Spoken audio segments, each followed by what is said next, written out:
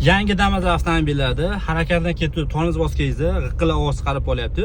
Buni qanday qilib to'g'rilab olsangiz bo'ladi? Sizlarga ko'rsatib o'tamiz. Qani, bismillahirrohmanirrohim. Harakatlanib ketyapsizlar, birinchi skordan ikkinchi skorga urdilaring. Xuddi shunaqa holatda pedalni ko'rsat pedalni mana. Xuddi shunaqa ozgina chap oyoqlar bilan bosib yuraverasiz mana, ko'rsatami?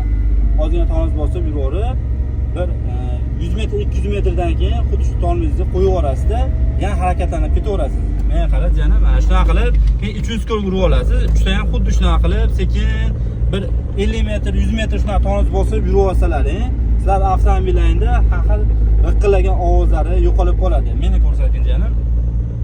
Bu yangi avtomobil bo'lgani hisobiga kalotka bilan apponingiz yaxshi chiqishi bo'lsa, shu bilan sizlar avtomobildan shunaqa g'iqillasizlar, yo'qolib qoladi. Agar shu ishni qilsalar ham yo'qolmasa agar, yo kalotka, yo apponingizdan chiqib qolishi ham mumkin. Mana shu videomizni Damas million tanishlarga jonsiz bo'lsin, jonlar sog' bo'lsin, yuzlarni tabassum tarik etmasin, Avtoprofessorga obuna bo'lish esdan chiqmasin. Bitta yurakdan qizartirib qo'ysangiz, xudo xolisa xursand bo'lamiz.